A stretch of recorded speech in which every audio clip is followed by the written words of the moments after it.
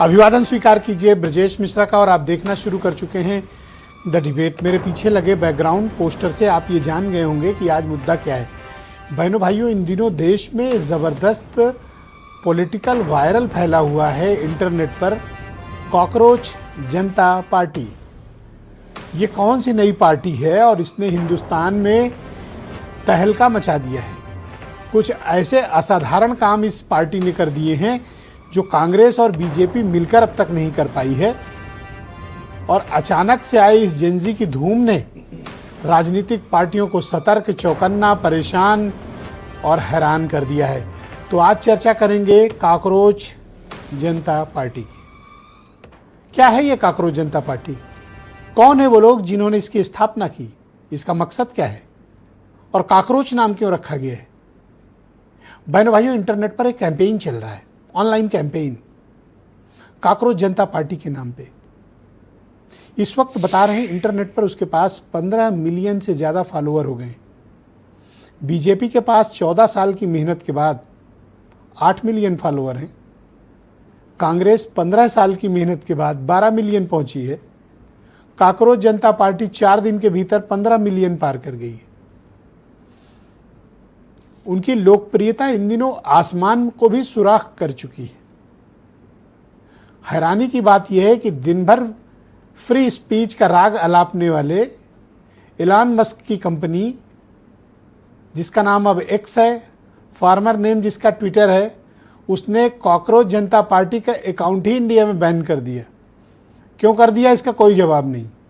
लेकिन फिलहाल कॉकरोच जनता party Instagram पे ज़्यादा सक्रिय है। दरअसल इस देश के मुख्य न्यायाधीश ने एक सुनवाई के दौरान बेरोजगार नवयुवकों की तुलना और उनको पैरासाइट कॉकरोच कह दिया। हालांकि बाद में उन्होंने कहा कि उनके बयान को अलग संदर्भ में पेश किया गया, लेकिन सुनवाई के दौरान उनकी कही गई ये बात ऑनलाइन मीडिया को इतनी नागवार गुजरी कि उसके प्रोटेस्ट में ये कॉकरोच जनता पार्टी का जन्म हो गया। ये कहा गया कि जब भारत की सबसे बड़ी संवैधानिक संस्था ने ही हमको कॉकरोच घोषित कर दिया है तो हम कॉकरोच का बनकर और उसके प्रभाव को दुनिया को, भारत को दिखाएंगे। और 4 दिन पहले अभिजीत दीप के नाम के एक अंडर ग्रेजुएट स्टूडेंट ने कॉकरोच जनता पार्टी की स्थापना की। ऑनलाइन स्थापना की, ऑफलाइन नहीं। और 4 दिन के भीतर ऐसा रिस्पांस मिल रहा है कि अब तक के इंटरनेट के सारे रिकॉर्ड, कीर्तिमान सब ध्वस्त हो चुके हैं। ये इस बात का प्रतीक है कि लोग बेरोजगारी की हालत में, कुंठा में, निराशा में, अपमानजनक दिए गए बयान पर और अपनी स्थिति पर हुए इस भद्दे कमेंट से लोग बेहद संख्या में नाराज़ हैं। ये नाराज़ कौन लोग हैं? ये युवा हैं, ये बेरोजगार हैं, ये सिस्टम के सताए लोग हैं, ये पीड़ित हैं। वरना दुनिया में आज तक किसी भी ऑनलाइन कैंपेन को इतना बड़ा सपोर्ट नहीं मिला जितना कॉकरोच जनता पार्टी को मिला और मिल रहा है। मुझे कोई हैरानी नहीं होगी कि आने वाले कुछ दिनों में इनका इंस्टाग्राम अकाउंट भी बंद कर दिया जाए, इनकी वेबसाइट भी हो सकता है ब्लॉक कर दी जाए, इनके बाकी ट्विटर हैंडल जो फिर से बनाए गए उनको हो सकता है रद्द कर दिया जाए। लेकिन लोगों को ये आहट होनी चाहिए कि ये समर्थन सिर्फ चुहलबाजी में दिया गया समर्थन नहीं है, ये करोड़ों लोगों की भावनाओं को प्रतिबिंबित करता है। ये बताता है कि लोग बेकारी, बेरोजगारी, अवसर की कमी, पेपर लीक, इन सब से बहुत परेशान हैं। कहने का माध्यम नहीं मिल पा रहा उन्हें। अब माध्यम मिला तो लोगों ने सपोर्ट किया, क्योंकि वैसे बोलते हैं तो उनको डराया धमकाया जाता है, मुकदमे होते हैं, जेल होती है। लेकिन इस ऑनलाइन कैंपेन ने लोगों के भीतर के गुस्से का इजहार किया है। कुछ लोग इसे जेंजी कैंपेन कहते हैं और है भी। इस अभूतपूर्व क्रांति पर पॉलिटिकल पार्टीज की बड़ी सख्त नज़र है। बीजेपी चौकन्नी बैठी है कि कहीं ये उनको राजनीतिक रूप से डिस्ट्रॉय करने का कोई साजिश तो नहीं है। बहुत सतर्क है बीजेपी इस कॉकरोच जनता पार्टी से, क्योंकि नाम में भी मिलता जुलता नाम है।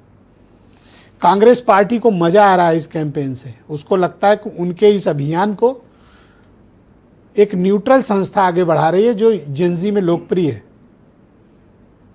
अपोजिशन भी इसमें बीजेपी को घसीटने की कोशिश कर रहा है। लेकिन बहनों भाइयों, इस कैंपेन को देखकर लगता है कि यह सिस्टम के खिलाफ तैयार किया गया कैंपेन है, जो दुखी, पीड़ित और अवसर की कमी का शिकार युवा है, जो भेदभाव का शिकार युवा है, सामाजिक भेदभाव, आर्थिक भेदभाव, राजनीतिक भेदभाव और सिस्टम जनित भेदभाव। इसलिए इस कैंपेन को बहुत गंभीरता से लेने की आवश्यकता है। इसलिए आज मैंने इस पर डिबेट भी रखी कि ये रोज पॉलिटिकल बात, इन्होंने ये कह दिया, उन्होंने वो कह दिया, इन्होंने नमाज पढ़ने की बात कर दी, उन्होंने कहा मंदिर के बाहर भी भीड़ है। तो एक ऐसी सार्थक परिचर्चा की जाए ताकि इस देश का यूथ और इमर्जिंग यूथ, जेनजी वाला यूथ, पीछे अल्फा भी तैयार हो रहा है, उनके मन में क्या चल रहा है, उनकी बात क्यों नहीं सुनी जा रही। तो उनकी बात सुनने के लिए हमने आज ये डिबेट रखी है। ये डिबेट का थीम है कॉकरोच जनता पार्टी। तो कुछ बयान, फिर आज की डिबेट। कॉकरोच जनता पार्टी ने युवाओं की आवाज उठाने का काम किया है और पूरे देश के नौजवान इससे जुड़ गए हैं और करोड़ों लोगों ने ये वीडियो देखा है। इससे स्पष्ट हो गया है कि भारतीय जनता पार्टी के खिलाफ जनता में जबरदस्त गुस्सा और आक्रोश व्याप्त है। नौजवानों के बारे में क्या टिप्पणी की जा रही, क्या कहा जा रहा है, क्या उनके ऊपर किस तरीके की चीजें उनको कहा जा रहा है। बच्चों को कॉकरोच, आप सब समझ सकते हैं, जो बेरोजगार बच्चे हैं, जो आज दिन रात संघर्ष कर रहे हैं अपने जीवन के लिए, उनके बारे में किस तरह की टिप्पणी की जा रही। शर्म आनी चाहिए लोगों को। आज नौजवानों को काम नहीं दे सकते, उनको रोजगार नहीं दे सकते, उनकी तुलना कॉकरोच से की जा रही है। एक किसी के वक्तव्य से कि बबूले से उठ के बुलबुले से उठी ये पार्टी कोई बहुत बड़ी क्रांति कर देगी, ऐसा संभव भी नहीं है। विपक्षी दल कितने मानसिक रूप से दिवालिया हैं, उससे जनित पार्टी के पीछे खड़े हो गए, तो इससे उनका ही दिवालियापन मालूम पड़ा कि वो वक्तव्य माननीय न्यायालय से जुड़ा हुआ है, इसलिए बैन किया गया है। तो बहनों भाइयों, आज की इस परिचर्चा को आगे बढ़ाएंगे। रत्नाकर सिंह बीजेपी के प्रवक्ता हैं। अब्बर जैदी बहुत ही जानी मानी सोशल एक्टिविस्ट हैं, इस कार्यक्रम में हमारे साथ हैं। दीपक रंजन समाजवादी पार्टी के प्रवक्ता हैं। मनीष हिंदवी कांग्रेस कमेटी से हैं। मनोज राजन त्रिपाठी उत्तर प्रदेश के बहुत ही चर्चित वायरल जर्नलिस्ट हैं। सत्यम सिंह सुप्रीम कोर्ट के बहुत ही जाने माने अधिवक्ता, और वीरेंद्र सिंह जी हमारे नेशनल हेड। आप सभी का स्वागत और धन्यवाद। मनोज राजन